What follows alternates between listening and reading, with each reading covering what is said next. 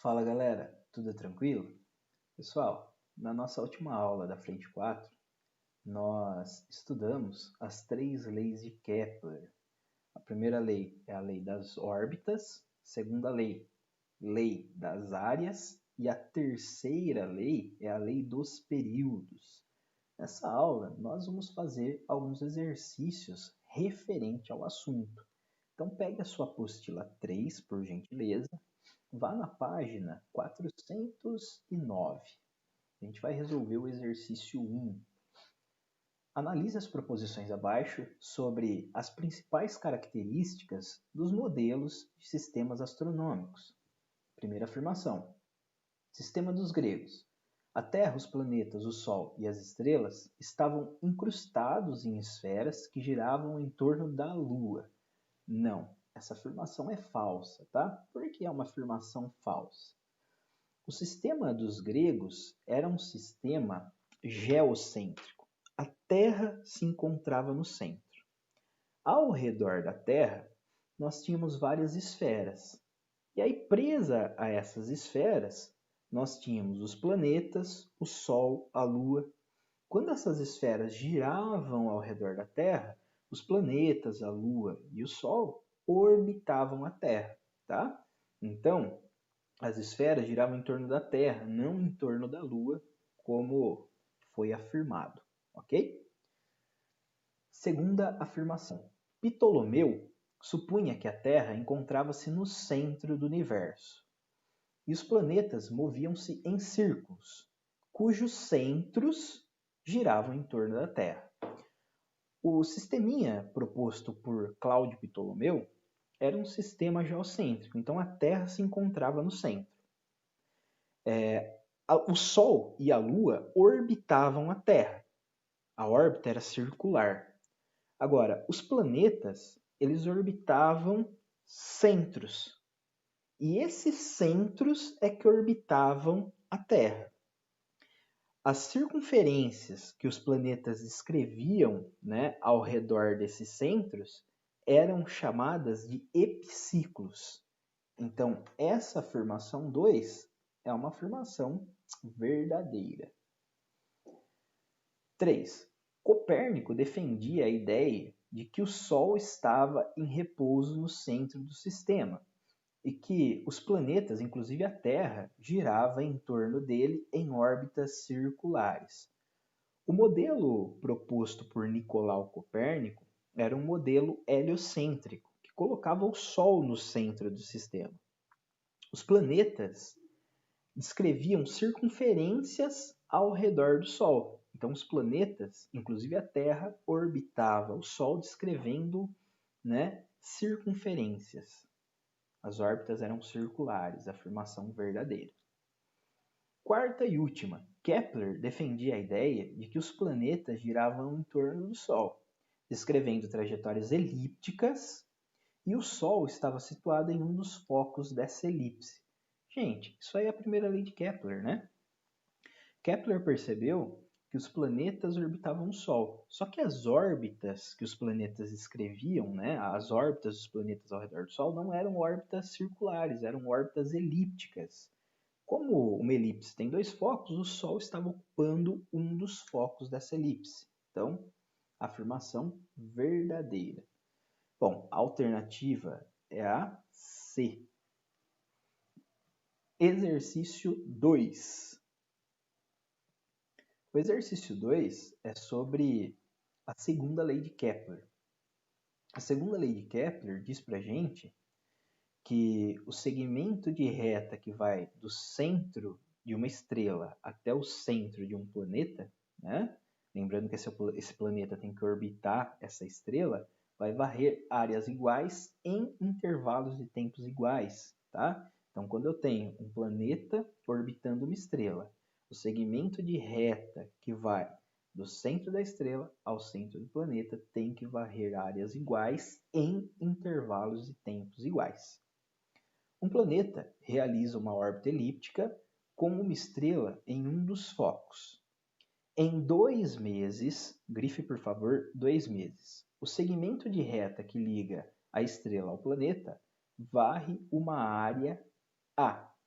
no plano da órbita do planeta. Então vamos anotar essa informação. Olha só, em 2 meses, a área que é varrida, né, por esse segmento de reta é uma área azão. Então nós temos aqui uma área azão. Bom, continuando com a leitura.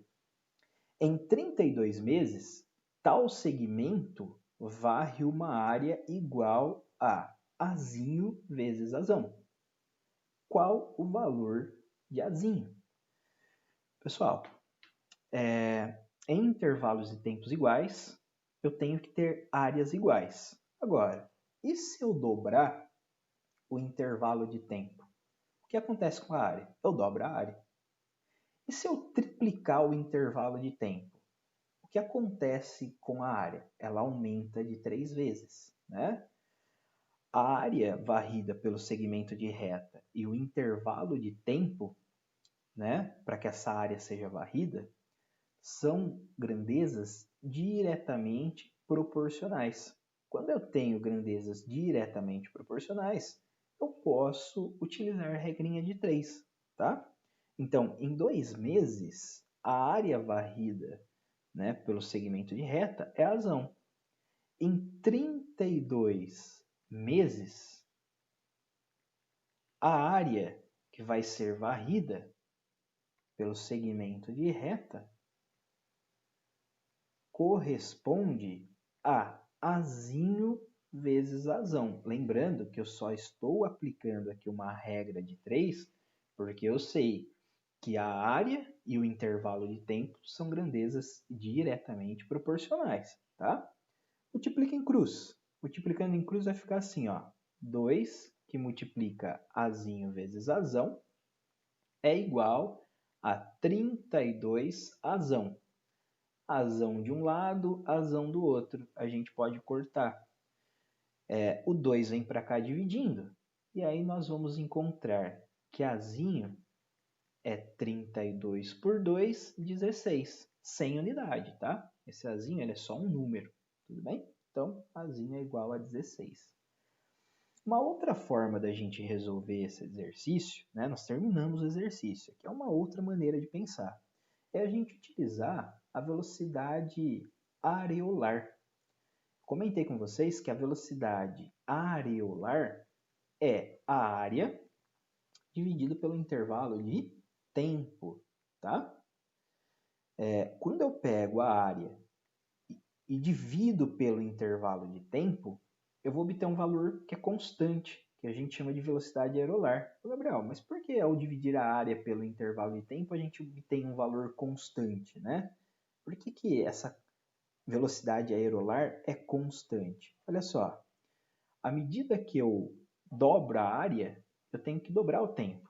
Pensa lá, segundo a lei de Kepler, em áreas iguais, né, intervalos de tempos iguais, o segmento de reta vai varrer áreas iguais, né? Então, intervalos e tempos iguais, o segmento de reta, que vai da estrela ao planeta, tem que varrer áreas iguais. Agora, se eu dobrar a área, eu dobro o intervalo de tempo, né? Se eu dobrar a área, porque eu estou dobrando o intervalo de tempo. Se eu triplicar a área, porque eu estou triplicando o intervalo de tempo. São grandezas diretamente proporcionais. E aí você sabe que quando as grandezas são diretamente proporcionais, ao dividir uma pela outra, a gente obtém um valor constante. Tudo bem? Gente, no primeiro caso, em 2 meses, a área varrida foi A. Então, ó, velocidade areolar no primeiro caso é A dividido por 2. Tudo bem? Agora, no segundo momento aí, eu tenho uma área que é azinho vezes azão, só que o intervalo de tempo é de 32 meses.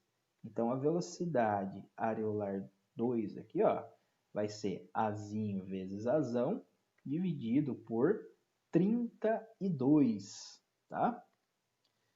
Só que espera aí, como a velocidade areolar é constante, eu posso igualar essa velocidade com essa aqui, ó. Então fica azão sobre 2 é igual a Azinho vezes Azão dividido por 32. Beleza? Multiplica em cruz. 32 Azão é igual a 2 Azinho vezes Azão. Azão de um lado, Azão do outro. A gente corta. O 2 vem para cá dividindo. Nós temos que o Azinho é igual a 16. Então, tá aí duas formas de resolver. Ok? É lógico que essa primeira forma aqui ela é muito mais rápida. Mas eu só apliquei regra de 3 porque o tempo e a área são grandezas diretamente proporcionais. Toma cuidado. Nem tudo a gente resolve utilizando regra de 3, hein? Próximo exercício. 3. Num determinado sistema planetário, um planeta descreve um movimento de translação ao redor de uma estrela, segundo a trajetória e o sentido representados na figura. Sabe-se que o deslocamento entre os pontos A e B ocorre em 4 meses terrestres e que as áreas A1 e A2 são iguais. Então, olha só, a área 1 é igual à área 2. Vamos anotar essa informação aqui. Ó. A área 1 é igual à área 2. Deixa eu anotar em outra cor. O intervalo de tempo para o planeta ir de A até B é de 4 meses. Então, o intervalo de tempo para ir de A até B corresponde a 4 meses. Gente, pensa comigo aqui, ó. Pensa comigo. De acordo com a segunda lei de Kepler, o segmento de reta que vai da estrela ao planeta tem que varrer áreas iguais em intervalos de tempos iguais. Então, se a área 1 e a área 2 são iguais, é porque o intervalo de tempo para ir de A até B tem que ser igual ao intervalo de tempo para o planeta ir de B até C. Então a gente acabou de descobrir, usando a segunda lei de Kepler, que o intervalo de tempo para o planeta ir de B até C é igual a 4 meses? Sim. Certo? Bom, essa informação que eu coloquei aqui em branco, né, é uma informação que a gente obteve utilizando a segunda lei de Kepler. Não é um dado do exercício, tá? Os dados eu estou colocando em amarelo. Considerando válidas as leis de Kepler para o movimento planetário e sabendo que o período de translação do planeta ao redor de sua estrela é igual a 20 meses terrestres, o intervalo de tempo para que ele percorra o trecho CA em meses terrestres é igual a... Ó, esse tempo aí, né, esse período de translação é o tempo para o planeta dar uma volta completa ao redor da estrela. Eu vou chamar esse intervalo de tempo, esse período, né, de intervalo de tempo total. Ó. Período é o intervalo de tempo total. Intervalo de tempo total, 20 meses. Certo? Gente, percebam o seguinte. Esse intervalo de tempo total, que é de 20 meses, é o intervalo de tempo do planeta ir de A até B, de B até C e de C até A. Certo? Se eu juntar esse tempo aqui, ó, intervalo de tempo para ir de A até B, certo? Isso aqui, ó, é o intervalo de tempo para ir de A até B. Com o intervalo de tempo, né, para ir de B até C. Então, aqui eu tenho um intervalo de tempo, ó. É o intervalo de tempo para ir de B até C. Com o intervalo de tempo aqui, ó, para o planeta ir de C até A, se eu juntar esses três intervalos de tempo, eu tenho o período, que é o intervalo de tempo total. Então, olha só. O intervalo de tempo total vai ser igual ao ΔT AB mais o ΔT BC mais o ΔTCA, que é o que eu quero calcular. Substituindo os dados, 20 vai ser igual a 4 mais 4 mais ΔTCA.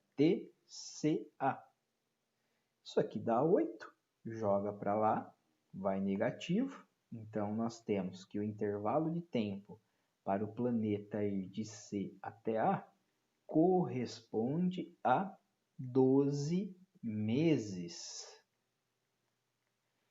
A alternativa que mostra isso para nós é a B. Um exercício bacana. Quarto exercício. Analise as proposições sobre o planeta Mercúrio, com base nas 3 leis de Kepler. Lembrando que Mercúrio, né, tá bem mais próximo do Sol do que a Terra. Primeira afirmação. A órbita de Mercúrio é circular, com o Sol localizado no centro da circunferência. Não, gente.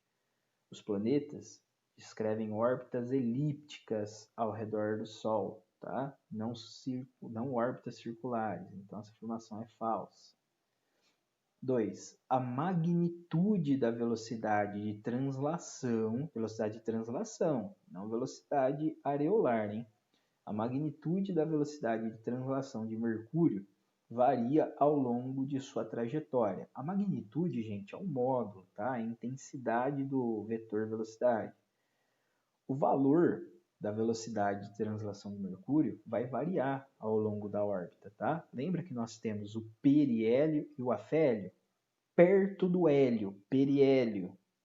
Afastado do hélio, o afélio.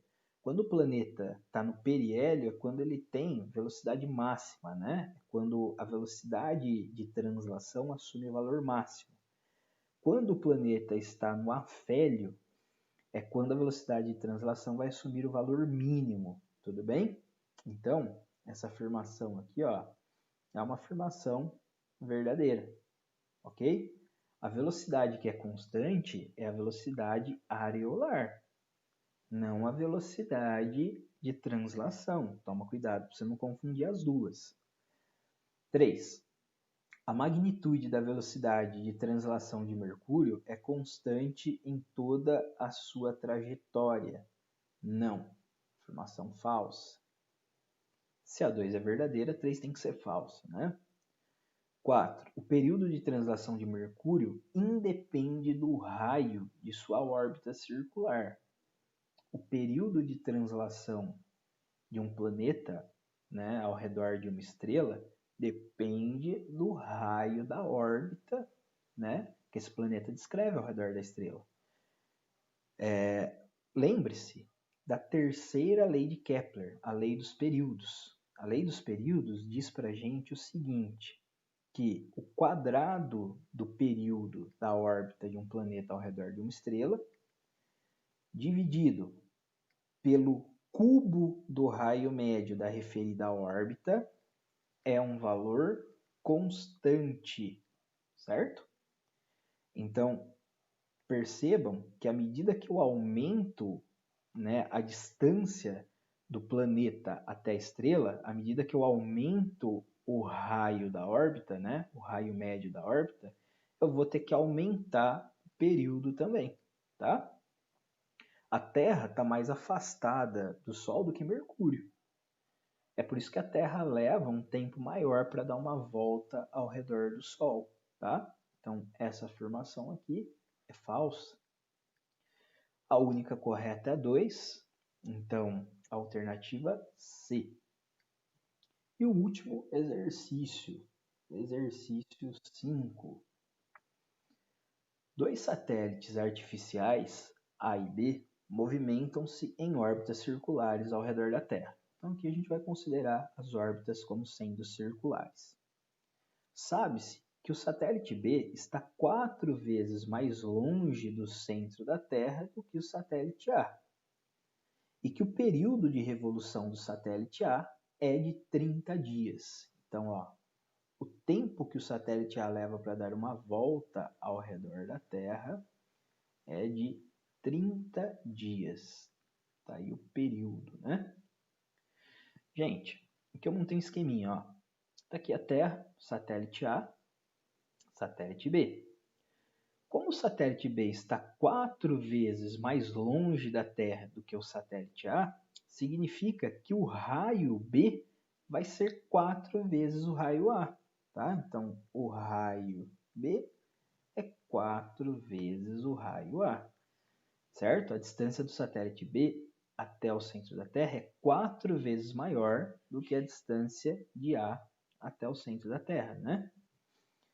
Com esses dados, determine o período de revolução do satélite B. Bom, como a gente quer calcular período, nós vamos utilizar a terceira lei de Kepler, lei dos períodos. Ó, a terceira lei de Kepler diz para a gente que o quadrado do período da órbita de um planeta, né, ao redor de uma estrela, ou aqui no caso de um satélite ao redor da Terra, né, ao redor de um astro, é diretamente proporcional ao cubo do raio médio, né? O quadrado do período da órbita de um objeto ao redor de um astro é diretamente proporcional ao cubo do raio médio. Então aqui eu vou colocar o cubo do raio médio e ao fazer essa divisão, eu tenho que ter um valor constante, tá? Por quê? Quando eu pego duas grandezas que são diretamente proporcionais e divido uma pela outra, eu tenho que obter um valor constante, tá? Toma cuidado que não é o período que é diretamente proporcional ao raio médio, hein? É o quadrado do período que é proporcional, né, diretamente proporcional ao cubo do raio médio. Então tá aqui a terceira lei de Kepler, né, a lei dos períodos. Ó, como os dois satélites orbitam o mesmo astro aqui, que no caso é a Terra, essa divisão tem que fornecer um valor constante. Essa divisão aqui vai assumir o mesmo valor, tanto para o satélite A quanto para o satélite B. Tá? Quando eu tenho dois corpos, dois ou mais, né, que orbitam o mesmo astro, o quadrado do período dividido pelo cubo do raio médio vai assumir um valor constante, e essa constante vai ser a mesma, né, para esses corpos que orbitam esse mesmo astro. Então aqui a gente vai fazer o seguinte: a gente vai pegar o quadrado do período de A, dividir pelo cubo do raio médio da órbita de A. Então, ó, divide pelo cubo do raio médio da órbita de A, iguala ao quadrado do período de B, dividido pelo cubo do raio médio da órbita de B. Tudo bem? Os dois satélites orbitam o mesmo astro, que no caso é a Terra. Então, a constante vai ter o mesmo valor, né, para esses dois satélites.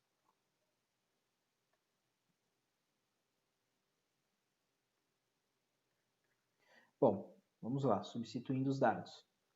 No lugar do período de A, coloco 30. Então fica 30 ao quadrado. Dividido por RA ao cubo. Isso vai ser igual TB ao quadrado. Período de B eu quero calcular, né? Então TB ao quadrado sobre... Gente, no lugar de RB, eu vou colocar 4 vezes RA.